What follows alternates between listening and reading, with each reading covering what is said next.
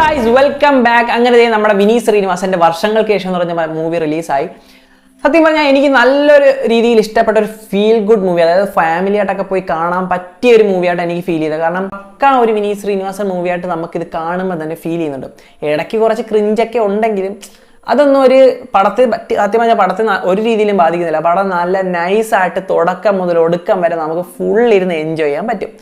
എനിക്ക് ഫസ്റ്റ് ഹാഫിനെക്കാട്ടിയും കൂടുതലായിട്ട് ഇഷ്ടപ്പെട്ട സെക്കൻഡ് ഹാഫ്. കാരണം വർഷങ്ങൾക്ക് ശേഷം എന്ന് പറഞ്ഞാൽ പടത്തിന്റെ ആ ഒരു പേര് അന്വർത്ഥമാക്കുന്ന ആ വർഷങ്ങൾക്ക് ശേഷം എന്ന് പറഞ്ഞ് കാണിക്കുന്ന ആ ഒരു പാർട്ട്, ആ ഒരു പാർട്ടിലാണ് സത്യം പറഞ്ഞാൽ പടം സത്യം പറഞ്ഞാൽ ഇരിക്കുന്നത്. വിനീത് ശ്രീനിവാസൻ പടത്തിനകത്ത് കൂടുതൽ ഇമ്പോർട്ടൻസ് കൊടുക്കുന്നത് മ്യൂസിക്കിനാണ്, അതായത് പാട്ടിനും BGM-നും. അതുപോലെ തന്നെ ഈ പടത്തിലും കൂടുതൽ ഇമ്പോർട്ടൻസ് കൊടുത്തേക്കുന്നത് മ്യൂസിക്കിനും പാട്ടിനും തന്നെ. കാരണം അത് ആ തമിഴ് സോങ് സത്യം പറഞ്ഞാൽ നല്ല കേൾക്കുമ്പോൾ നല്ല ഫീൽ ആട്ടോ. ഈ പടത്തിനകത്ത് സത്യം പറഞ്ഞാൽ ധ്യാൻ ശ്രീനിവാസൻ നല്ല രീതിയിൽ എഫേർട്ട് എടുത്ത് തന്നെയാണ് ഈ പടത്തിനകത്ത് ചെയ്തേക്കുന്നത്. അത് നമുക്ക് ആ ഒരു സ്ക്രീനിനകത്ത് കാണുമ്പോഴത്തേനും നമുക്ക് ഫീൽ ചെയ്യുന്നുണ്ട്. എടുത്തു പറയേണ്ട സത്യം പറഞ്ഞാൽ എല്ലാവരും സെക്കൻഡ് ഹാഫിലായാലും ഫസ്റ്റ് ഹാഫിലായാലും എല്ലാവരും നല്ല രീതിയിൽ തന്നെ ചെയ്തിട്ടുണ്ട്.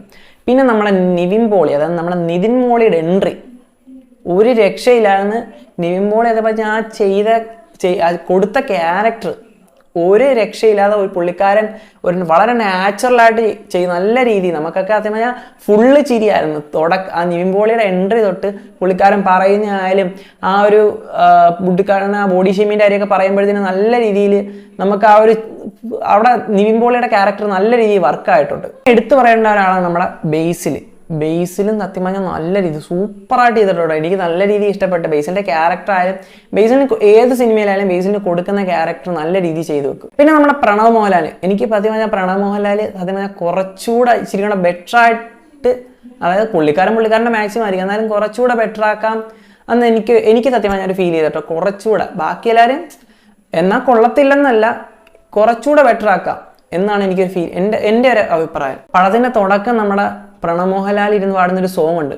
ആ സോങ്ങിനകത്ത് എത്തുമ്പോൾ നമുക്ക് പ്രണവ് മോഹൻലാലിനെ കാണാൻ പറ്റത്തില്ല. നമ്മുടെ ആ ഒരു പഴയ വിൻറ്റേജ് ആ ഒരു ലാലേട്ടനെ നമുക്ക് നല്ല രീതിയിൽ, അതായത് നമുക്ക് ആ ഇരുന്ന് കാണുമ്പോൾ നമുക്ക് തോന്നും ആ നമ്മുടെ പഴയ ലാലേട്ടൻ ഇരുന്ന് പാടുന്ന കണക്കാ നമുക്ക് ആ ഒരു സോങ് പ്രണവ് മോഹൻലാൽ ഇരുന്ന് പാടുമ്പോഴത്തേക്കും തോന്നുന്നത്. നല്ല രീതിയിൽ അത് ഫാമിലി ആയിട്ടൊക്കെ പോയി ഇരുന്ന് നമുക്ക് എൻജോയ് ചെയ്ത് നല്ല അതായത് ആസ്വദിച്ച് കാണാൻ പറ്റിയ ഒരു പടമാണ് വർഷങ്ങൾക്ക് ശേഷം.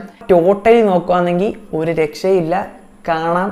കൊടുക്കുന്ന കാശിന് നിങ്ങൾക്ക് നല്ലൊരു പടം കാണണമെങ്കിൽ ഈ പടം മിസ്സാക്കരുത്, എന്തായാലും പോയി കാണുക, വെർത്താണ്. അപ്പൊ എന്തായാലും ഇന്നത്തെ വീഡിയോ ഇത്രയേ ഉള്ളൂ.